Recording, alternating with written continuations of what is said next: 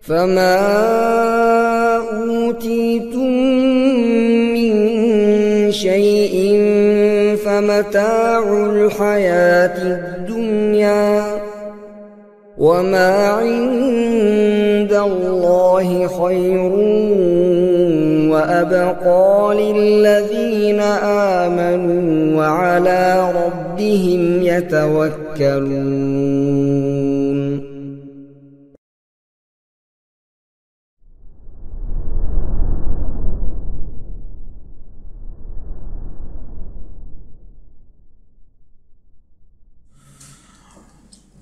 ونعوذ بالله من شرور أنفسنا وسيئات أعمالنا من يهده الله فلا مضل له ومن يضلل فلا هادي له أشهد أن لا إله إلا الله وأشهد أن محمدا عبده ورسوله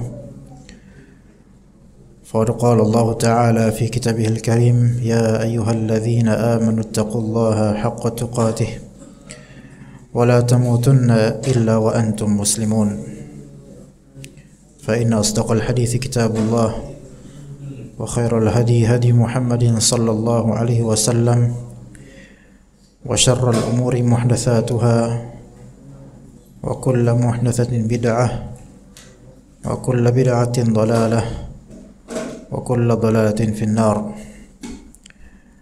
Jemaah sekalian rahimani wa rahimakumullah.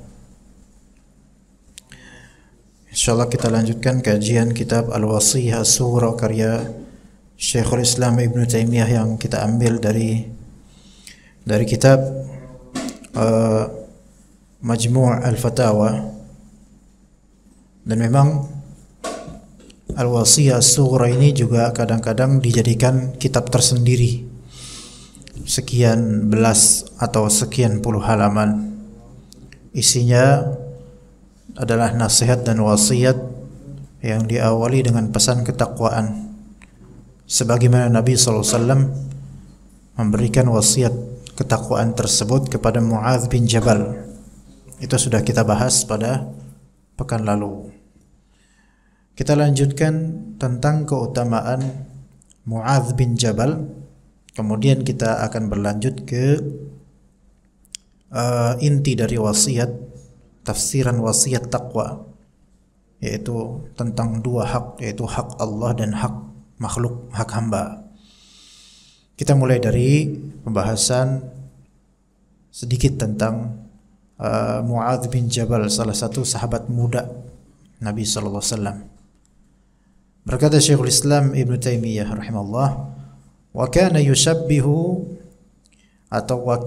yushabbahu bi Ibrahim al-Khalili alaihi salam. Mu'adz bin Jabal diserupakan, dimirip-miripkan oleh sebagian salaf dengan Nabi Ibrahim alaihi salam al-Khalil. Jadi dimirip-miripin nih, Mu'adz ini mirip dengan Nabi Ibrahim. Wa Ibrahimu imamun nas, dan Nabi Ibrahim itu imamnya manusia, ya, imamnya para nabi. Sebagian ulama mengatakan Ibrahim adalah suatu nama untuk Nabi Ibrahim dan berasal dari bahasa ketika itu, yang kalau diarabkan jadinya Ab-Rahim, Ab-Rahim, yaitu seorang bapak yang penyayang. Jadi kalau misalnya kita mau tahu barometer seorang bapak yang penyayang, contohlah Nabi Ibrahim. Iya. Pertanyaannya kemudian, apakah bapak yang penyayang itu tegaan? Tegaan Pak ya?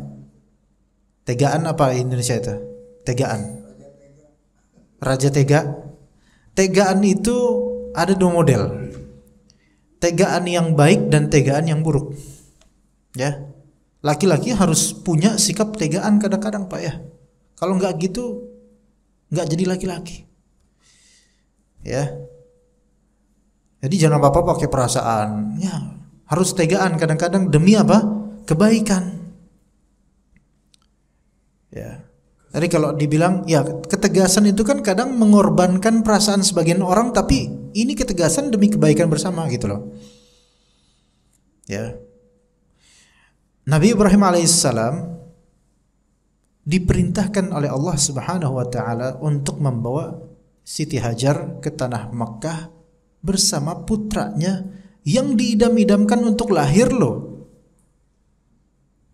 Tega nggak? Secara kekitaan itu suatu ketigaan yang luar biasa. Tapi kalau Allah yang perintahkan gimana? Berarti ujian yang luar biasa itu. Apakah kemudian kita cela, Nabi Ibrahim mah tegaan dalam konteks buruk? Enggak boleh mencela Nabi. Dan itu adalah perintah Allah. Nah, seorang bapak nih, seperti tentu bapak-bapak yang sudah punya cucu terutama, tentu sudah punya banyak pengalaman ketegaan terhadap istri atau terhadap anak.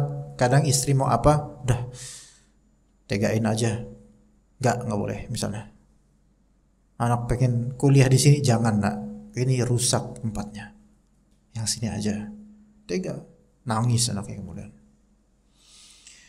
Tapi tegaan yang benar adalah ketika ketegasan tersebut sesuai dengan prinsip atau dalil dalam Islam. Ya begitu Pak ya. Karena kalau enggak pakai pakem agama atau enggak pakai pakem dalil, ketegaan ini berubah menjadi kezaliman. Nah, ini yang harus betul-betul bapak-bapak kita nih betul-betul punya standarisasi dalam bersikap. Kalau terhadap istri atau anak kita, kemudian ini anak nggak mengajari ya, cuman mengingatkan. Kalau terhadap anak dan istri kita, ada kehendak anak atau istri yang berseberangan dengan dalil, bapak harus tega-tegaan gitu. Jangan, nggak boleh dalam Islam misalnya. Ya, istri ngajak supaya nyari duit di masa pandemi dengan cara melihara tuyul, jangan mau. Ini kayaknya bukan tegaan. Inilah kamu, siapa yang ngajarin kayak gini? Gitu Pak ya. Jadi seorang bapak tegaan dalam kebaikan dan dengan dalil, terpuji beliau. Selama dengan mau'idhah hasanah, dengan penyampaian yang baik kepada anak istri, bukan dengan kekerasan. Gitu Pak ya. Nabi Ibrahim alaihissalam dengan kekerasan atau dengan mau'idhah hasanah? Mau'idhah hasanah. Gimana contohnya? Ingat ketika, lihat ya Pak, bedanya laki dan perempuan Pak. Perempuan itu seringkali reaktif. Laki-laki umumnya enggak langsung reaktif. Ketika mengetahui bahwasanya adik madunya siapa? Siti Hajar dan kakak madunya Siti Sarah belum beranak sama sekali. Siti Hajar punya anak Nabi Ismail. Cemburu? Ya cemburu. Itu di usia setua itu Pak. Jadi kalau misalnya bapak-bapak yang sekarang usianya sudah tidak muda lagi mendapati istri cemburu, berarti Siti Sarah itu istrinya tuh. Ya, jangan dibilang kamu udah keriput masih aja cemburuan sama saya gitu. Enggak, ini Siti Sarah ini. Iya, Siti Sarahnya lubang buaya. Ya Pak ya. Iya. Cemburu dan sampai membawa semacam pedang atau pisau gitu, saking pengen memburu Siti Hajar, saking terbakar cemburu. Itu istri Nabi sampai bisa begitu.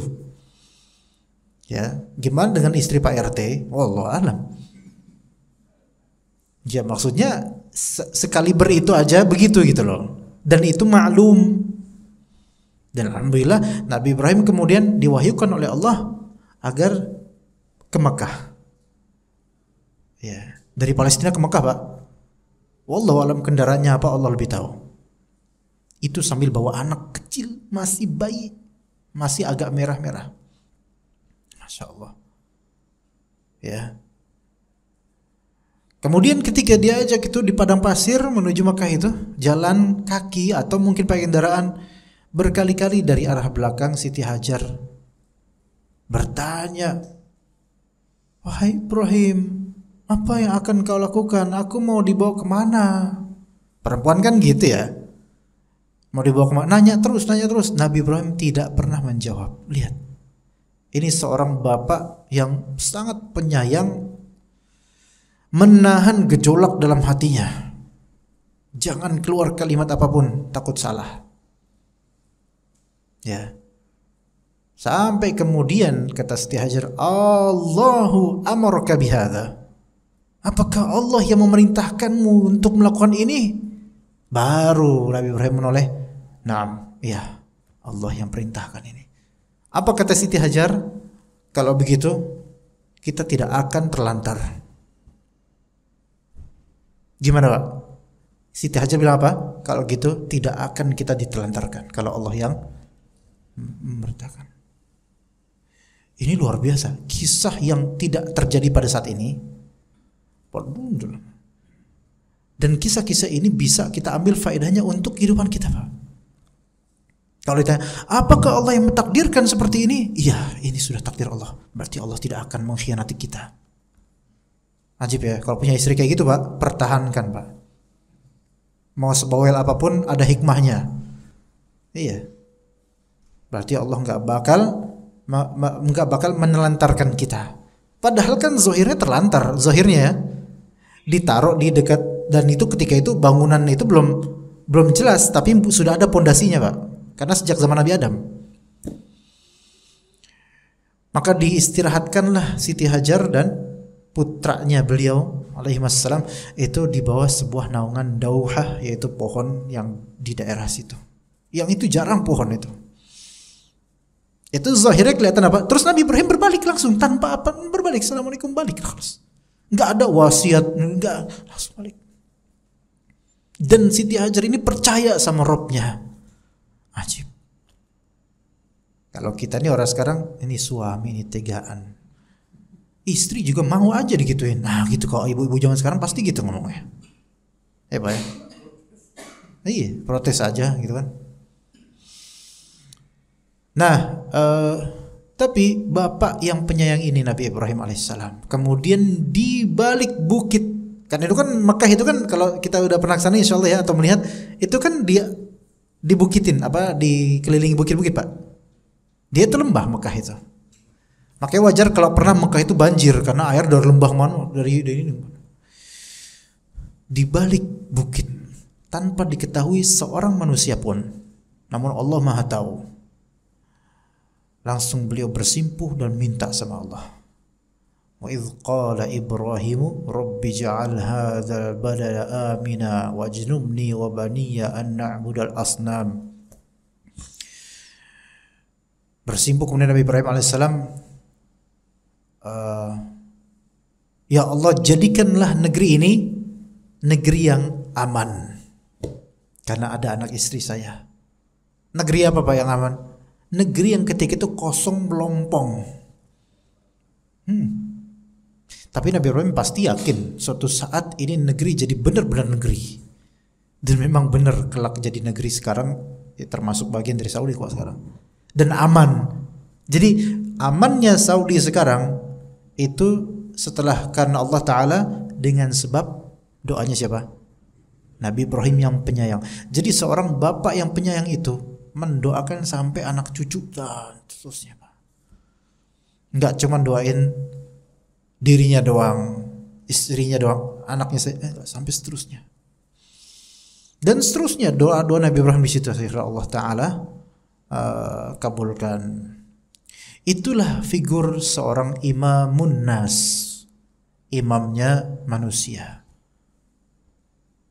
Makanya kalau kita melihat imam, maksudnya imam di sini pemimpin,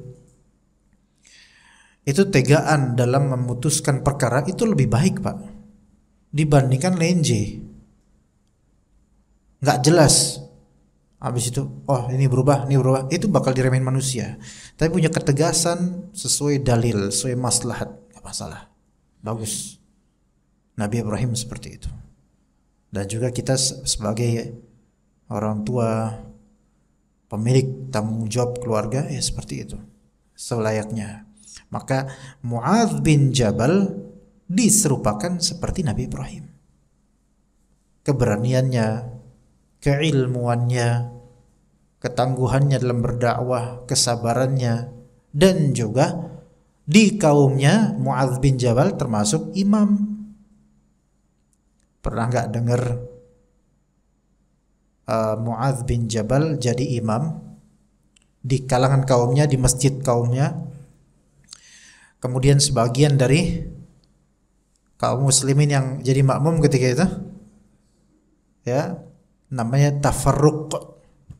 Tafarruq itu memisahkan diri dari shaf jemaah untuk sholat sendiri, baik di masjid yang sama atau di rumah masing-masing. Itu namanya tafarruq.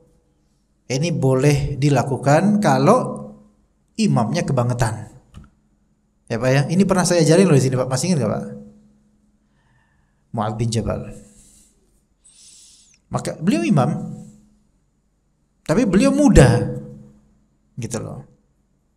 Ya namanya pemuda, ada aja gitu ya, namanya muda ya. Ketika beliau mendapati setelah salam banyak dari jemaah yang cabut, sampai beliau mengeluarkan statement tuh yang cabut kayak munafik tuh, nggak tahan sholat. Maka sampailah kabar tersebut kepada Nabi SAW. Maka kata Nabi SAW, afatanun anta ya Mu'adz, apa engkau pengen membuat fitnah wahai Mu'adz? Ya, kemudian diajarkan oleh Nabi SAW, kalau belum terbiasa baca panjang makmum ya jangan kepanjangan. Ya. Tapi perlu dididik juga makmumnya supaya mulai perlahan-lahan. Gitu kan.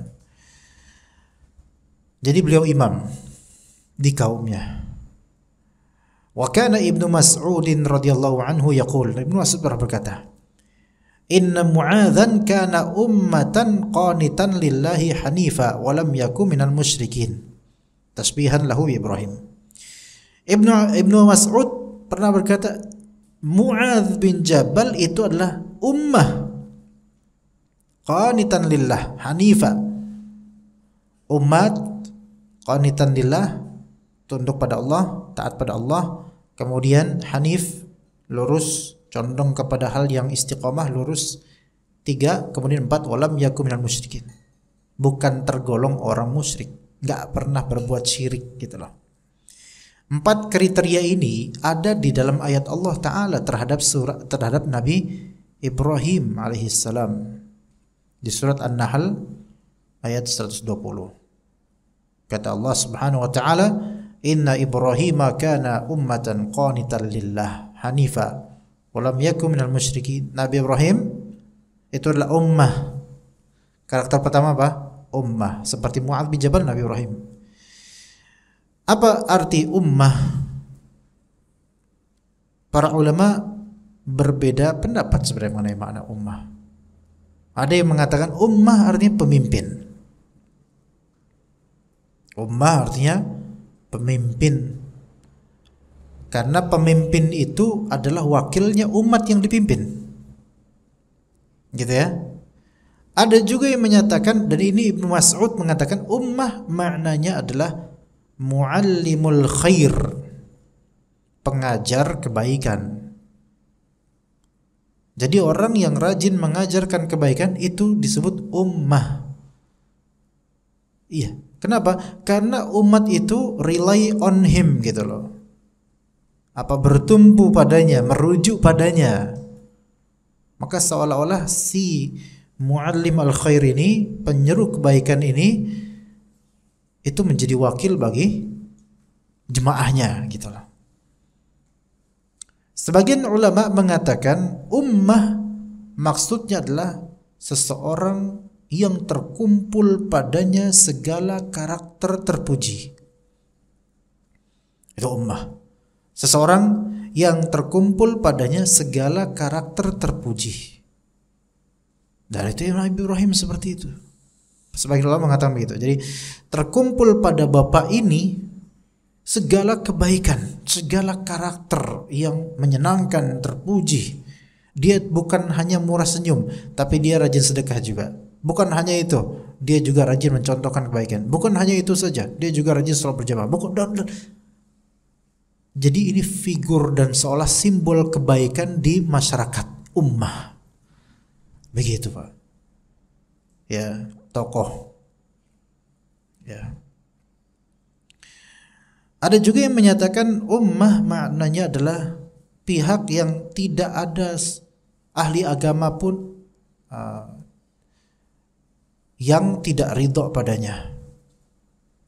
Ummah adalah orang yang seluruh ahli agama Islam, maksudnya seluruh orang berilmu itu meridhoinya, maka ini umat.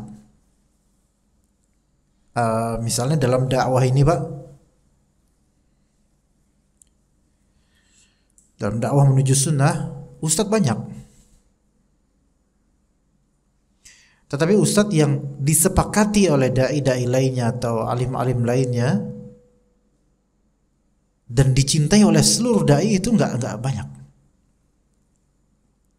Maka ada satu atau dua orang yang semua dari kita sepakat untuk mencintai dan meridhoinya. Maka ini ummah yang bagi jemaahnya. Begitu ya.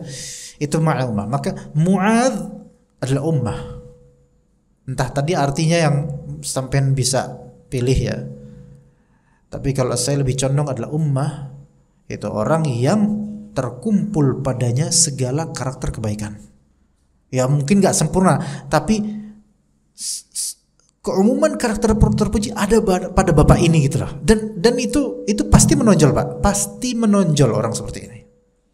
Walaupun orang seperti ini berusaha untuk menyembunyikan diri, menonjol karena orang akan merujuk padanya. Karakter kebaikan misalnya punya ilmu. Ya. Karakter kebaikan lainnya misalnya rajin membantu sedekah. Karakter lainnya rajin silaturahim. Karakter lainnya mungkin rajin ke masjid. Artinya ini orang itu kayak Nabi Muhammad. Ini orang ini kayak Nabi Ibrahim gitu loh. Ya. Kalaupun kita tidak bisa seperti ummah yang kayak gini, seenggaknya tetaplah kita berusaha untuk berbuat baik ya. Qanitan lillah. Mu'adz seperti Nabi Ibrahim, yaitu taat pada Allah Subhanahu wa taala. Artinya menunaikan perintah-perintah Allah Subhanahu wa taala. Hanifa artinya mustaqiman ala dinil Islam. Istiqamah di atas agama Islam. Enggak kayak fulan masuk Islam, alhamdulillah, tapi berteman dengan orang-orang yang tidak hanif, berteman dengan orang-orang fasik walaupun belagak dai. Kemudian ada santri tahfidz yang menutup telinganya ketika disetelkan musik, dinyinyirin bahasanya. Semalam anak ketemu dengan ustaz yang membimbing, kan lagi viral tuh kan. Anak semalam ketemu langsung dengan ustaz yang merupakan pembimbingnya. Ya, langsung ketemu tadi malam anak. Habis Isya, ustaz tersebut ngisi kajian di Masjid Nurullah Kalibata City. Ya, beliaulah yang membimbing para ahli tahfidz tersebut.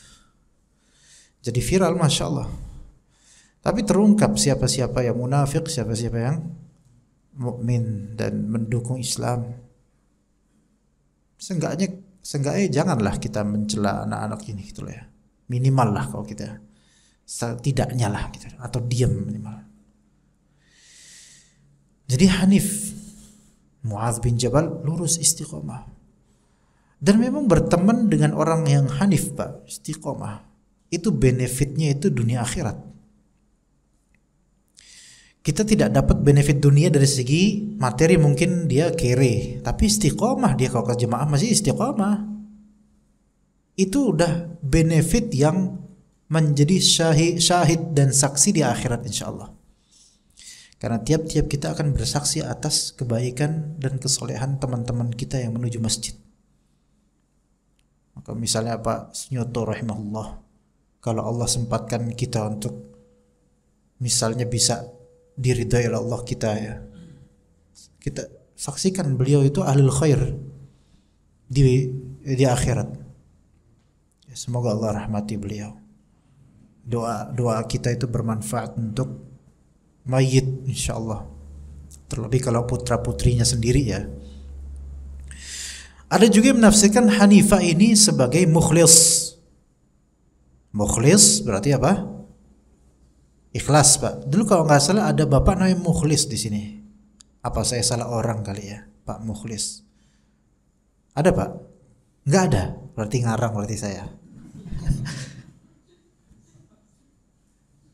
Enggak, bukan di sini berarti. Maksudnya ada orang Pak Mukhlis ya. Pasti ada lah Pak Mukhlis di mana-mana ya. Mungkin nggak di musola ini tapi di masjid lain. Mukhlis itu ikhlas.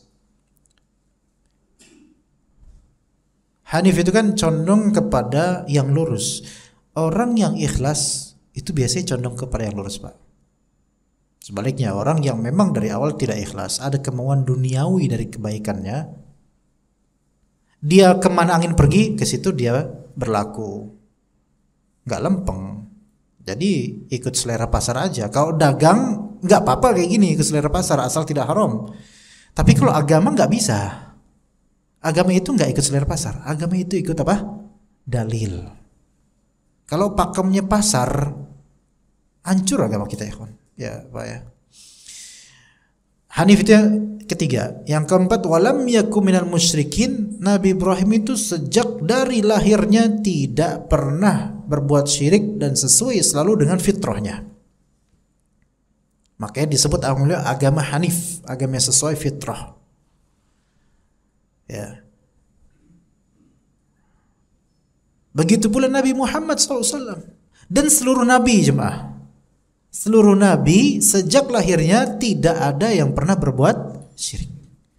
Semuanya berada di atas fitrah sampai menjadi nabi, diangkat menjadi rasul. Fitrah. Dan fitrahnya yang Allah tanamkan pada manusia, fitratallahi allati fataran nasa 'alaiha la tabdila li khalqillah. Enggak bisa diganti, fitrahnya tauhid pada asalnya. Ya, kata Nabi SAW, ma min mauludin illa yuladu 'alal fitrah. Tidaklah ada kelahiran dari manusia melainkan dilahirkan di atas fitrah. Lah kok bisa menyimpang? Maka kata Nabi, fa abawahu yuhawidanihi wa yunassiranihi wa yumajjisanihi. Orang tuanya lah yang membuat dia Yahudi, membuat dia Nasrani, membuat dia Majus. Ini permisalan dari Rasulullah. Tentu nggak terbatas 3 agama itu aja. Mungkin ateis gara-gara orang tua ateis. Dan abawah di sini kedua orang tua bisa dimaknai orang-orang terdekatnya lah yang mempengaruhi anak ini sehingga tercemar akidahnya. Walam yakun minal musyrikin. Yang serupa dengan Nabi Muhammad siapa? Abu Bakar As-Siddiq radhiyallahu anhu. Dan Abu Bakar di antara sahabat yang tidak pernah berbuat syirik.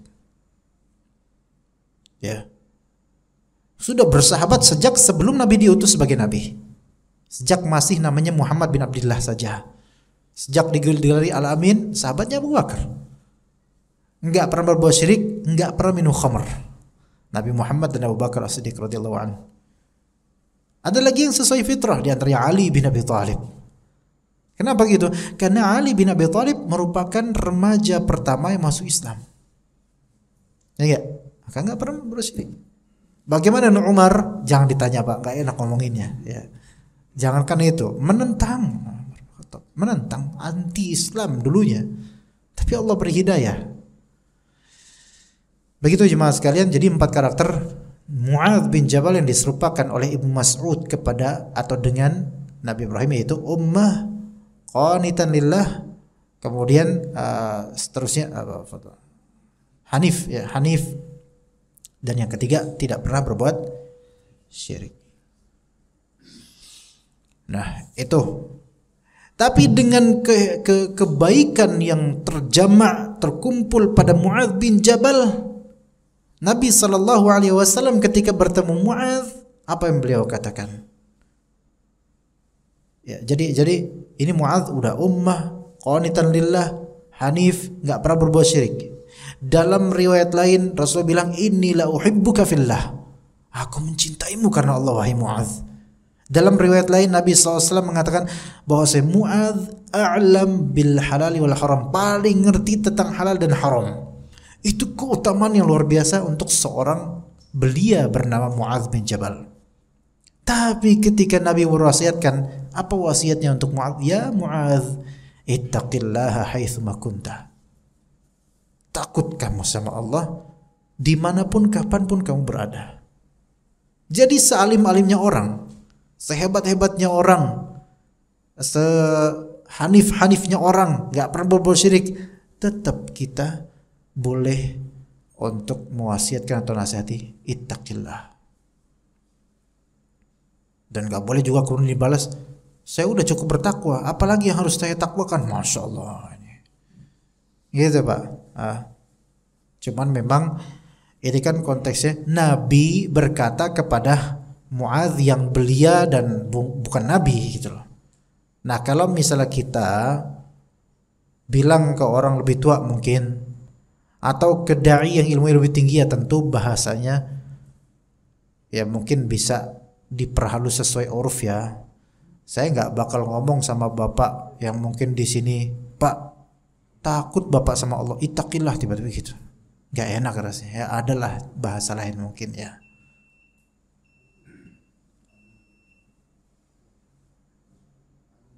Apa ini waktunya Isya atau apa Pak? Azan dulu aja ya.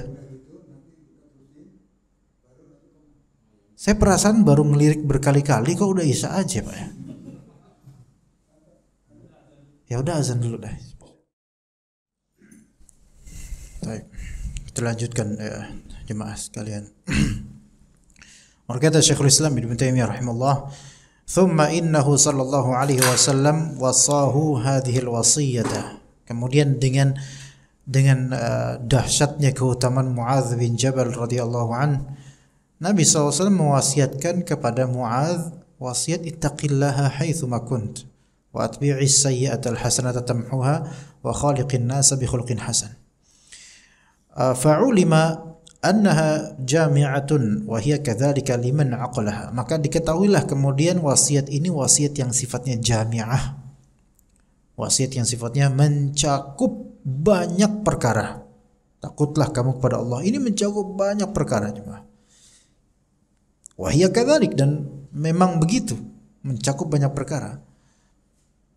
Wa hiya kadzalika liman aqalaha, mencakup, karena wasiat ini mencakup banyak perkara bagi orang yang memikirkannya. Ya, liman aqalaha, bagi orang yang mengakalinya, yaitu memikirkannya gitu, dipikir dengan qalbu. Ma'a annaha tafsirul wasiyatil qur'aniyah.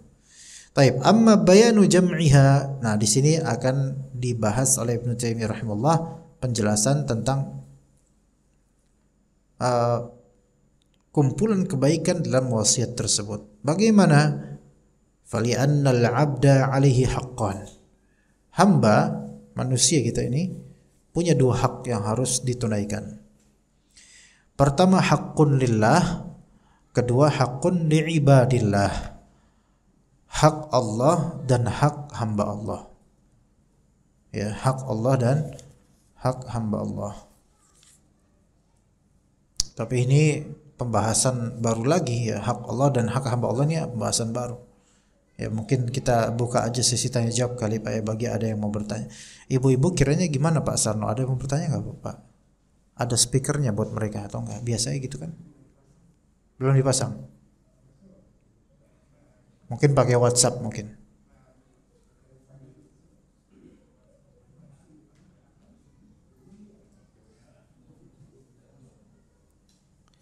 Bismillah.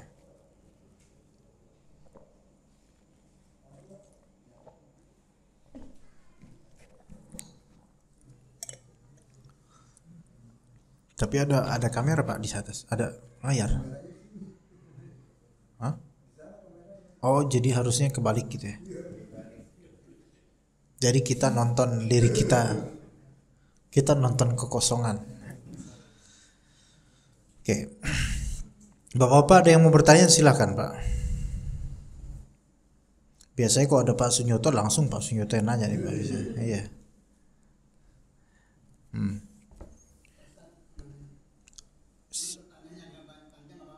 Silahkan Pak, tafadhol.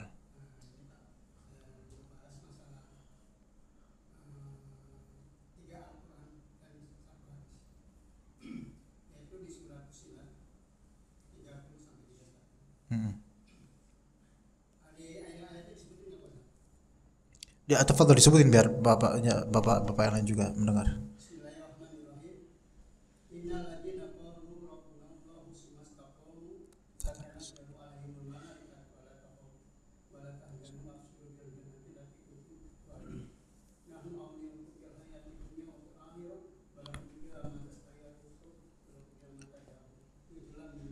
Rahim.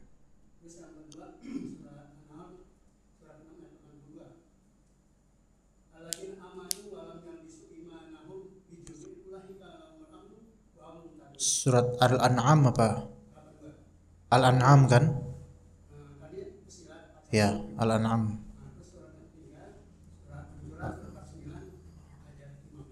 Surat apa? Al-Hujurat.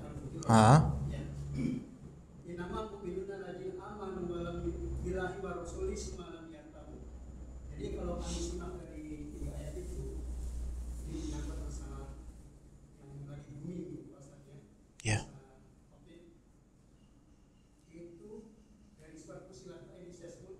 Syaratnya adalah kita yakin sama Allah, jangan kamu takut dan jangan kamu malah sedih. Ya.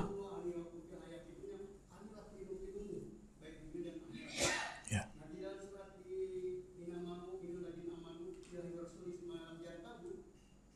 yaitu orang-orang beriman, hanya orang-orang beriman lah pada Allah dan Rasulullah, kemudian mereka tidak ragu ya.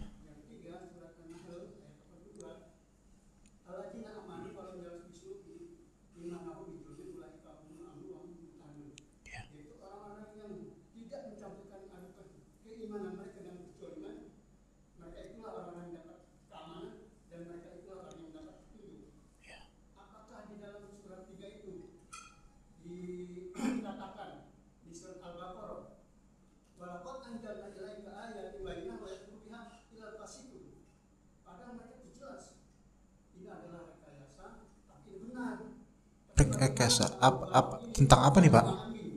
Tentang apa rekayasa? Oh.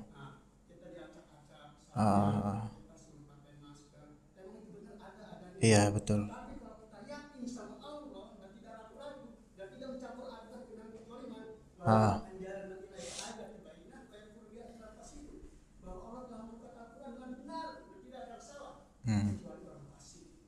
Ya ya.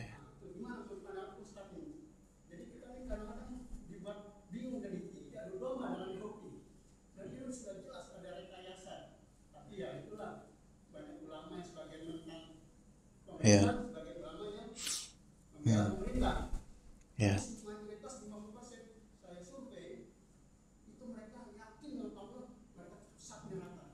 Ya.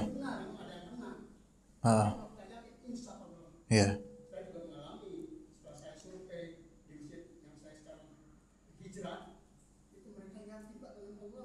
Ya.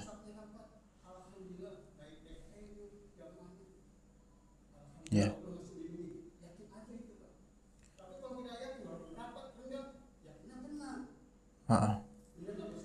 Iya betul Pak. Tapi untuk dalilnya ya.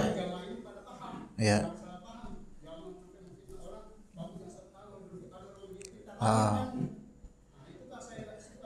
Iya.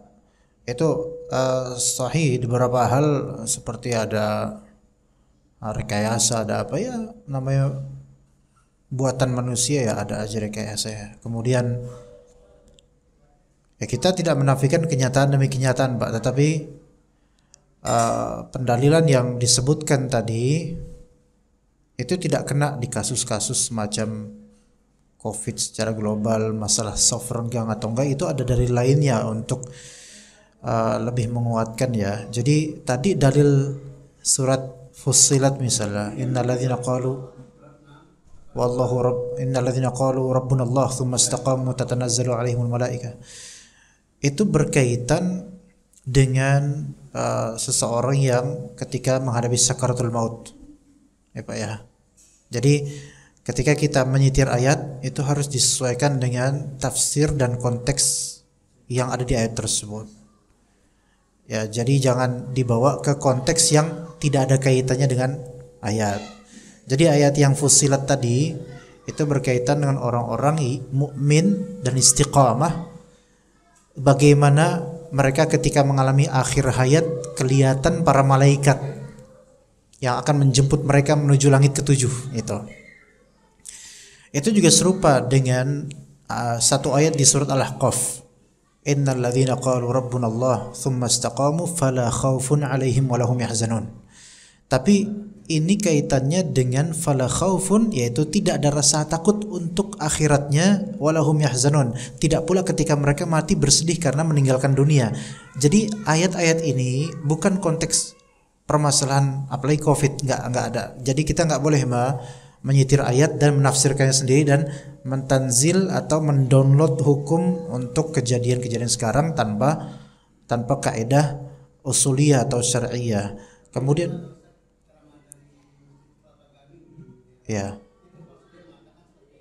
itu suatu ceramah, suatu pendapat, Pak. Jadi itu pendapat, opini. Nah, opini manusia itu ketika pakai dalil harus pakai kaidah. Nggak bisa, saya pengen tafsirin sendiri. Nggak, jangan. Ini Al-Quran, ya. Kemudian yang kedua di surat Al-An'am, yang lebih tepat Al-An'am, alladzina amanu wa lam yalbisu imanahum bidzulmin ulaika lahumul amnu wa hum muhtadun.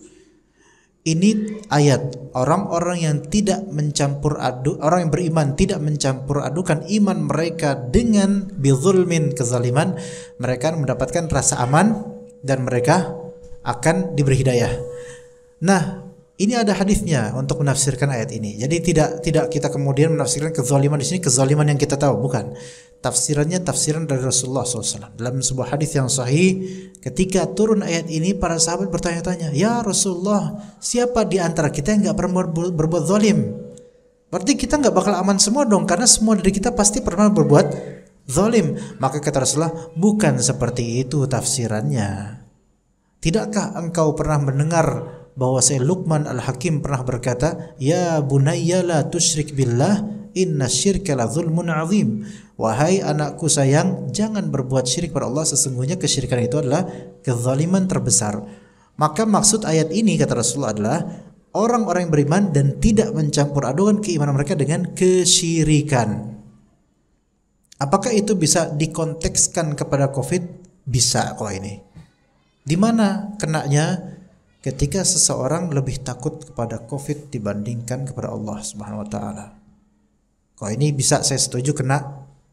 Karena seseorang bisa saja dia merasa lebih takut kepada penyakit dan bertawakal kepada dokter atau prokes dibandingkan kepada Allah Subhanahu wa taala. Cuma sebentar, belum final. Untuk hal-hal prokes ini kan namanya sifatnya ikhtiar, usaha, Pak. Ya. Untuk mendapatkan maslahat dan mencegah madarat. Saya termasuk dai yang tidak ke sana tidak ke sini. Maksudnya enggak sangat pro dan enggak juga anti. Saya ke masjid sana renggang, dah biarin. Rapet saya bersyukur karena saya sebenarnya lebih pro rapet, cuman saya dah ya. Dan ketika masjid renggang saya enggak pernah nanya ke kok renggang. Ya udah, mungkin DKM menurut keputusan siapa, biarin aja. Percaya atau enggak kepada Allah, saya husnuzan semua percaya sama Allah. Hanya ikhtiarnya saja yang kita mungkin berbeda, gitu ya. Begitu Pak ya. Jadi tolong ayat-ayat tadi bagus disitir, cuma kontekskan dan jangan sampai terjadi penafsiran yang tidak ada salafnya, tidak ada pendahulunya gitu dari ulama atau siapa. Ya ceramah-ceramah ada, itu opini.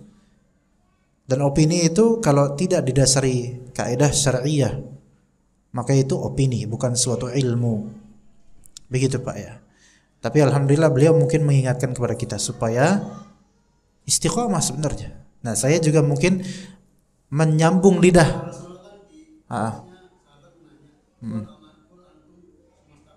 Iya. Iya. Iya. Iya. Ya makanya nggak usah ragu. Udah ke masjid aja Pak. Ya yakin. Yang renggang fadol, tapi ya tentu saya menyarankan kembali ke sunnah Nabi SAW. Ini bukan berarti saya memprotes DKM, enggak. Ya, tapi saya lebih pro ke situ. Cuman itu ikhtiar masing-masing ya Pak. Kita nggak bisa memaksa orang karena kasusnya mungkin orang pendapatnya berbeda dalam hal ini ya. Mungkin pernah trauma atau pernah kena dan dikhawatirkan madarat lebih besar. Tapi saya nasihati lagi, kalau kita yakin sama Allah, bismillah insyaallah. Ya ala kulli hal. Seperti itu aja Pak. Finalnya kita nggak usah memaksakan kehendak gitu loh. Semua ala khair, semua baik semua insyaallah. Ya begitu Pak ya. Ini udah ya silahkan. Rasa takut itu ada dua, Pak. Gimana Pak? Rasa takut itu ada dua. Iya. Takut kepada Allah dan takut kepada secara manusia. Iya. Bapak takut nggak kalau ada harimau?